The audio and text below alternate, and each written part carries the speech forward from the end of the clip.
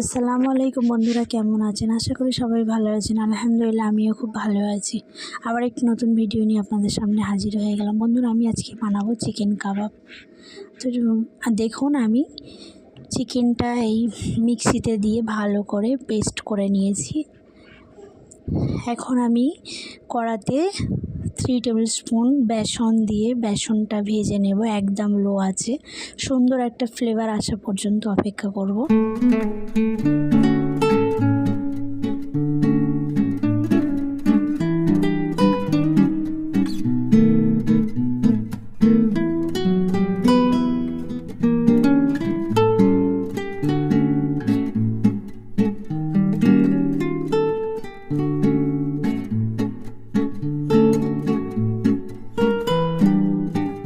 বন্ধুরা, আমার বেসনটি ভাজা হয়ে গিয়েছে। আমি এখন গ্যাসের চুলা অফ করে দেব। দেখুন, আমি মাংসটি নিয়ে নিয়েছি। আমি হাত দিয়ে এইভাবে ছড়িয়ে নেব। আমি এর উপরে এখন ধনেপাতা কুচি দিয়ে দিলাম। আমি 3টি কাঁচা লঙ্কা কুচি দিয়ে দিলাম। পেঁয়াজ আমি আগে থেকে লবণ মাখিয়ে রেখেছিলাম। দেখুন, পেঁয়াজটি হাত দিয়ে চেপে ভালো করে রসটিকে নিংড়ে নিয়ে নিলাম। নিয়ে আমি এখানে দিয়ে দেব। দেখুন কতটি রস বেরিয়েছে। আমি এখন আদা রসুন পেস্ট দিয়ে দিলাম। গরম মশলার গুঁড়ো 1 টেবিল স্পুন দিলাম। গোলমরিচ গুঁড়ো 1 টেবিল স্পুন দিয়ে দিলাম। আমি লঙ্কার গুঁড়ো 1 টেবিল স্পুন দিলাম। হলুদ গুঁড়ো 1 টেবিল স্পুন দেব।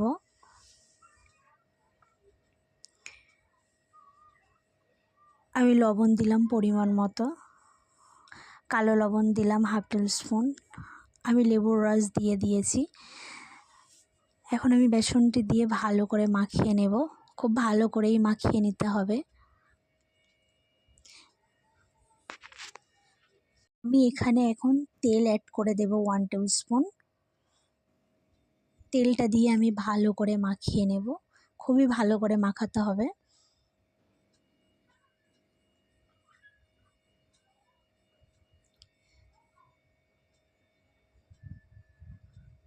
দেখুন, আমার মাখানো প্রায় কমপ্লিট হয়ে গিয়েছে।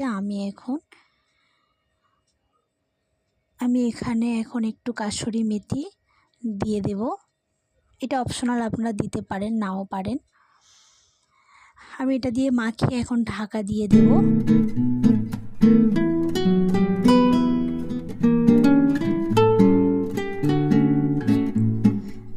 আমি কিছুক্ষণ পরে ফিরে এলাম। এখন আমি 1/2 টেবিল স্পুন বেকিং সোডা এখানে দিয়ে দিলাম।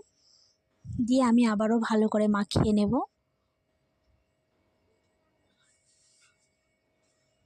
দেখুন, আমি এখন এটা শেপ দিয়ে নেব। আমি হাতে এখন হালকা ঘি লাগিয়ে নেব। নিয়ে আমি এখন শেপ দিয়ে নেব। এটা আপনারা যে যেমনভাবেই শেপ দিয়ে নিতে পারেন। আমি এইভাবে গোল করে শেপ দিয়ে নেব। দেখুন বন্ধুরা, একবার হলেও এই রেসিপিটা আপনারা বাড়িতে ট্রাই করে দেখবেন। খুবই সুস্বাদু লাগে খেতে, খুবই ভালো লাগে খেতে।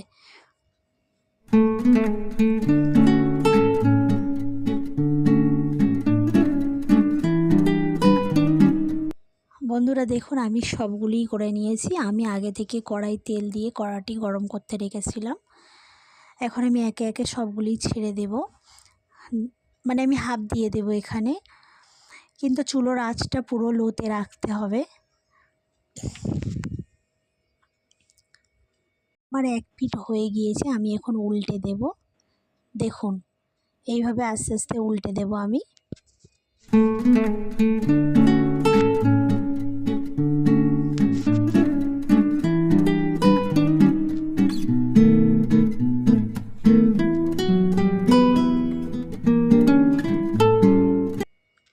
আমার কিছু কাবাবের 2 পিঠ লাল হয়ে গিয়েছে। আমি এখন এইভাবে তুলে দেব যে কটি হয়ে গিয়েছে।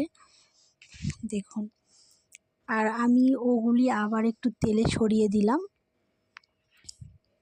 মনে রাখবেন, গ্যাসের চুলাটা একদম লোতে রাখতে হবে। কোনো রকমভাবে চুলো হাই করা যাবে না। একদম লোতে রেখে এগুলো ভাজতে হবে। সময় নিয়ে 10 মিনিট ভাজলে হয়ে যাবে।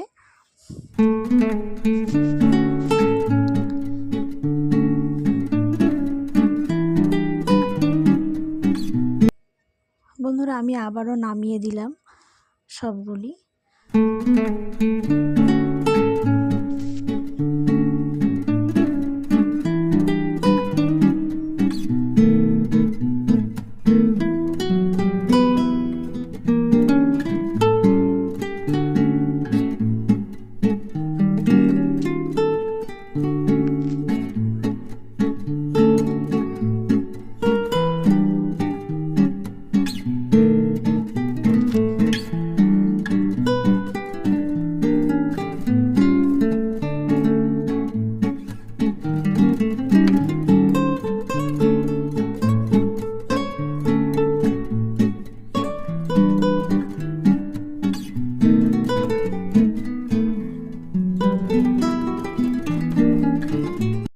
বন্ধুরা আমি এখন এগুলি আস্তে আস্তে তুলে তাওয়ার কানাতে দিয়ে দেব। দেখুন এইভাবে আমি সবগুলি তাওয়ার কানাতে দিয়ে দেব। আমি এখন যেগুলি কাঁচা আছে ওগুলো আমি আস্তে আস্তে তাওয়ার মাঝখানে তেলের উপরে দিয়ে দেব।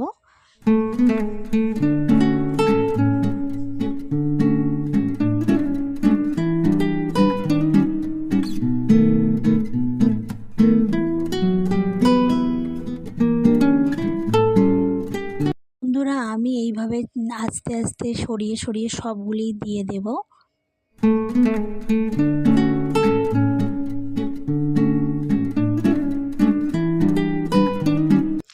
আমার পিঠটা হয়ে গিয়েছে, আমি এখন উল্টে দেব।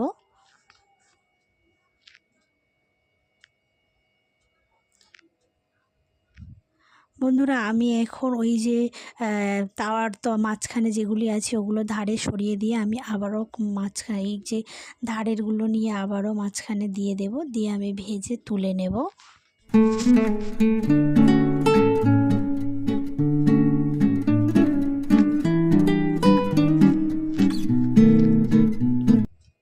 দেখুন আমি আস্তে আস্তে সবগুলি মাঝখানে দিয়ে দিয়েছি।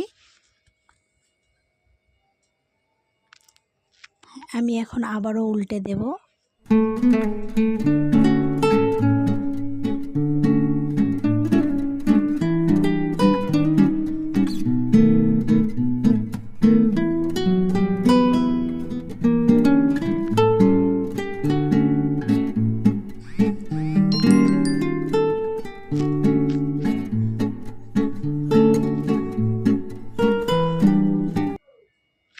দেখুন এগুলি কত সুন্দরভাবে ফুলে গিয়েছে।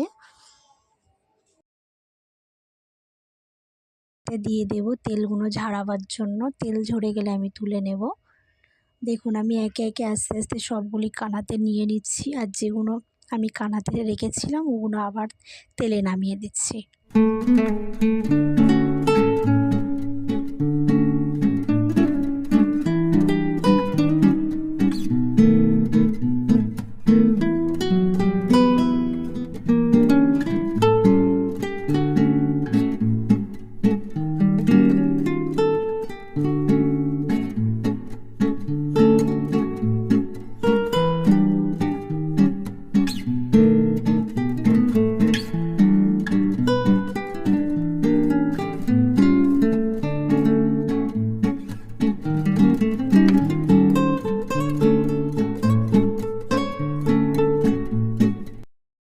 আমি এখন সবগুলি তুলে নেব একে একে, যেগুলো আমি কানাতে রেখেছিলাম।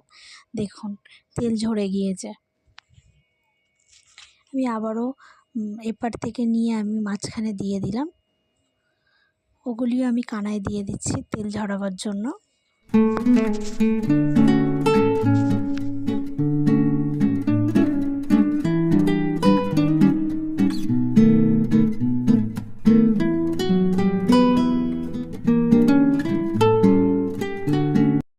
সেম প্রসেসে এগুলিও ভেজে নেব ওইভাবেই।